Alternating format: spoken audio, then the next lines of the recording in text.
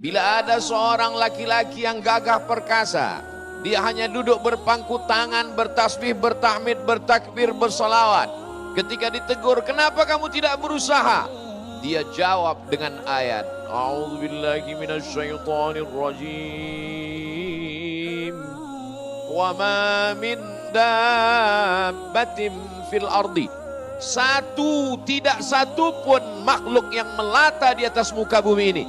Illa 'alallahi rizquha. Rezekinya sudah dijamin Allah Subhanahu wa taala. Untuk apa saya bekerja? Untuk apa saya lelah? Untuk apa saya susah payah?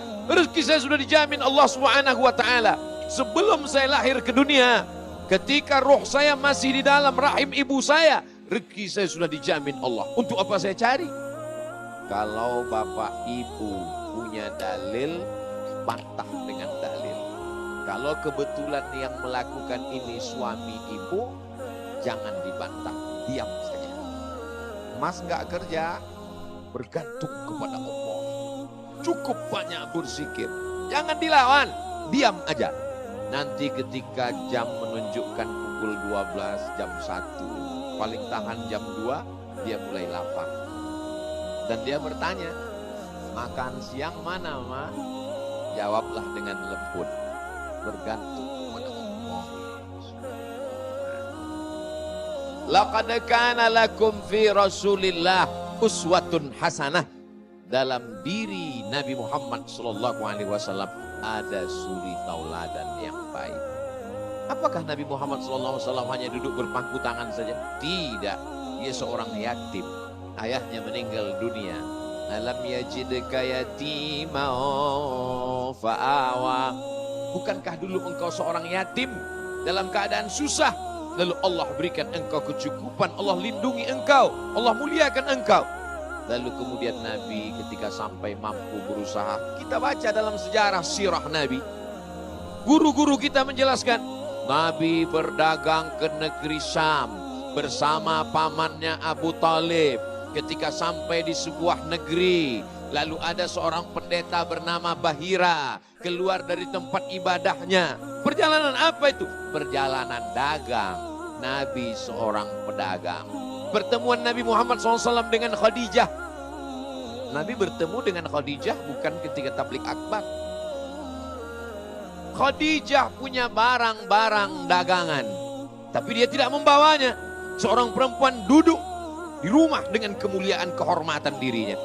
Lalu barang-barang itu dibawa oleh para pedagang. Tapi unik ini barang. Ketika dibawa oleh laki-laki ini, laku keras. Ketika dibawa oleh ini, laku keras. Akhirnya Khadijah penasaran. Dia tanya Maisarah.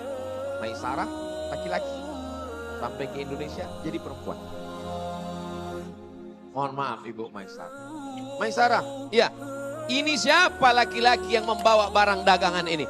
Kenapa setiap yang bawa laku keras? Kenapa setiap dia yang bawa untung banyak?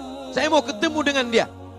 Maka Maisarah menunjukkan, inilah laki-laki yang selalu membawa barang dagangan ini.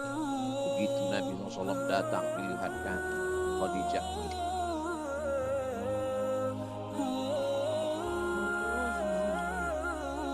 Soundtracknya.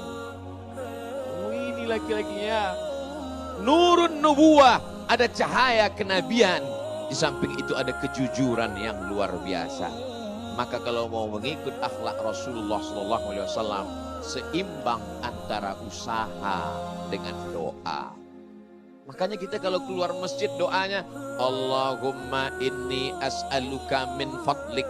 Ya Allah, bukakan pintu rezeki. Kenapa keluar masjid minta pintu rezeki? Idza qudiyatis shalah, kalau salat sudah dilaksanakan, fantashiru fil ard, bertebaranlah kamu di atas muka bumi Allah. Wa bataghu min fadlillah, cari karunia Allah Subhanahu wa taala. Yang pedagang buka tokonya, buka rukonya. Tetangga saya kemarin buka toko malah ditangkap polisi. Kenapa? Toko orang lain dia buka. Yang punya tanah, garap tanahnya, tanam karet, tanam sawit, tanam palawija, tanam kacang-kacangan, tanam. Kita bangga anak-anak kita menjadi entrepreneur, menjadi businessman. Kamu dari mana? Saya murid bapak dulu waktu SMP. Sekarang di mana? Ya Tanam kacang tanah, Pak. Murid enggak sukses. Capek saya mendidik kamu kalau cuma jadi pedagang kacang tanah. Berapa kilo sebulan? Ya 3 kontainer, Bapak. Ekspor impor keluar negeri. Seorang ulama zuhud bernama Imam Ibrahim bin Adham. Suatu ketika dia berjalan di tengah gurun pasir. Lalu dia lihat ada seorang wali Allah yang sedang duduk berzikir. Dia tanya, "Hai fulan." "Ya, Ibrahim bin Adham." "Mengapa engkau tidak pergi mencari rezeki?" "Karena rezekiku sudah dijamin Allah." "Wa fis sama'i rizqukum wa ma tu'adun." Semua sudah tertulis di Lauhil Mahfuz. Beda cara seorang wali Allah menegur wali Allah. Kalau Ustaz Somad, wali murid. "Wahai wali Allah, ya, coba lihat pohon kurma di sana. Iya, ada sarang burung di atas, betul. Dan di atas itu ada seekor burung yang patah sayapnya. Terus burung yang patah sayap itu dijamin Allah rezekinya. Dia tidak pernah terbang, tapi makannya tidak pernah ketinggalan. Tetap ada makanan, ada ikan, macam-macam ada. Dari mana burung itu datang? Ternyata ada burung lain yang terbang membawakan makanan. Kenapa engkau memilih menjadi burung yang menunggu makanan?